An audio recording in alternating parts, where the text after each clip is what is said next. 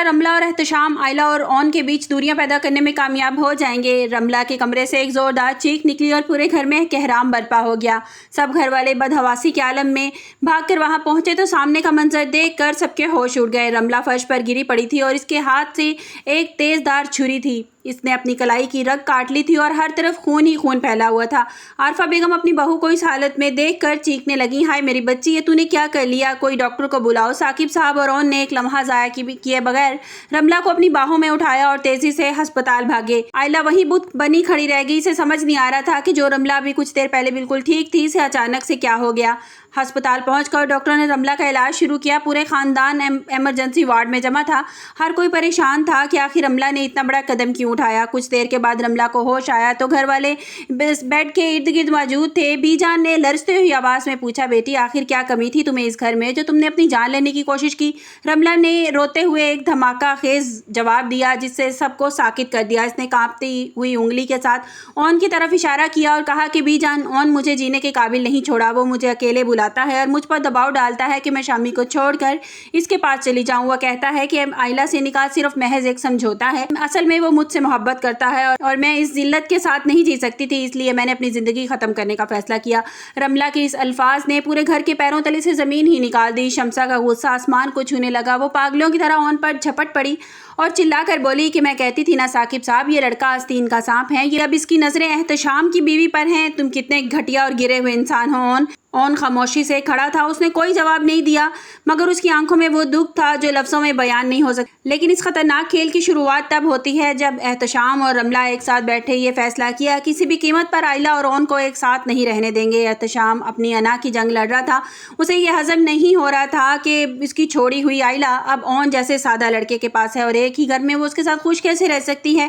دوسری طرف رملہ جو اون کا ساتھ حاصل کر کے جنون میں مبتلا تھی، وہ آئلہ کو اون کی بیوی کا روپ میں دیکھ کر حسد کی آگ میں جل رہی تھی۔ ان دونوں نے مل کر گھنونا منصوبہ بنایا، اون کو سب کی نظروں میں اس حد تک گرایا جائے کہ ثاقب صاحب خود اون کو گھر سے نکال دیں اور آئلہ کی اس سے طلاق لے لیں۔ رملہ نے خاموشی سے کہا کہ شامی، میں اون کو پانے کے لیے اپنی جان تک پر کھیل جاؤں گی، بس تمہیں میرا ساتھ دینا ہوگا۔ میں خود کو زخمی کروں گی اور سارا الزام اون پر لگا دوں گی تاکہ وہ سب کی ہمدردیاں مجھے ملیں اور اون گناہگار بن جائے۔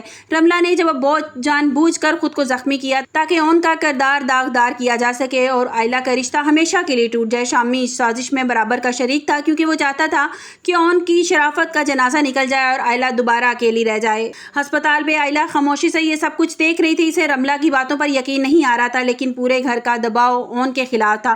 شمسہ نے صاف کہہ دیا تھا کہ وہ آئلہ کو ایک پل بھی اون کے ساتھ نہیں رہنے دے گی۔ اون نے جب دیکھا کہ سچائی بتانے کا کوئی فائدہ نہیں ہے تو وہ خاموشی سے ہسپتال سے باہر نکلا۔ اب آئلہ اس کشمکش میں تھی، ایک طرف تو رملہ کا بہتا ہوا خون تھا اور دوسری طرف اون کی برسوں کی خاموشی اور وفاداری تھی۔ ایسے موڑ پر آ چکی ہے جہاں اون پر ایک ایسی تہمت لگ چکی ہے جہاں اس کا داغ دھونا بہت ہی مشکل ہو گیا ہے۔ اور کیا آئلہ اپنی عقل مندی استعمال کرے گی اور رملہ کے خلاف چال کو سمجھ جائے گی؟ اور کیا احتشام اور رملہ اپنے مقصد میں کامیاب ہو جائیں گے اور اس گھر میں سے اون کو ہمیشہ کے لیے نکال دیا جائے گا؟ آپ لوگوں کو کیا لگتا ہے کہ اون اپنی بے گناہی ثابت کر پائے گا اور کیا جان پر کھیل کر اون کو اس طرح اپنے قریب لے آئے گی یا یہ سب کچھ اس کی بربادی کا سامان بن جائے گا؟ اب اون اور آئلہ، رملہ اور احتشام جو ہیں وہ اس چکر میں ہیں کہ ان دونوں کو کسی طریقے سے دور کیا جائے۔ احتشام تب تو اپنی ماں کے سامنے بولتا نہیں تھا لیکن اب آئلہ کو وہ اون کے ساتھ دیکھ کے برداشت نہیں کر پا رہا۔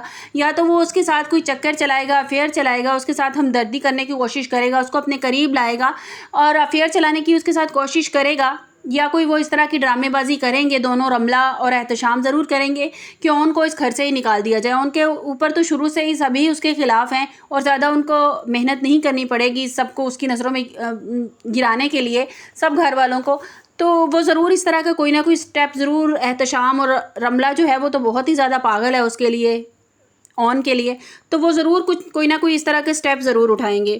اور دیکھنا ہے کہ اب جو آئلہ ہے وہ کیا کرتی ہے۔ میرے خیال میں تو وہ اتنی شروع ڈرامے سے ہی اس کو اتنا ڈم دکھایا گیا ہے کہ وہ کس طرح سے اس کو پریگننٹ ہو گئی تھی، اس کے بعد وہ اب بھی اس کو نظر نہیں آ رہا کہ اون نے اس کے ساتھ کیا کچھ اس کی قربانیاں دی، اس کے ساتھ کتنا کچھ کیا اس نے، اور اس کو ابھی تک یہ سمجھ نہیں آ رہی ہے۔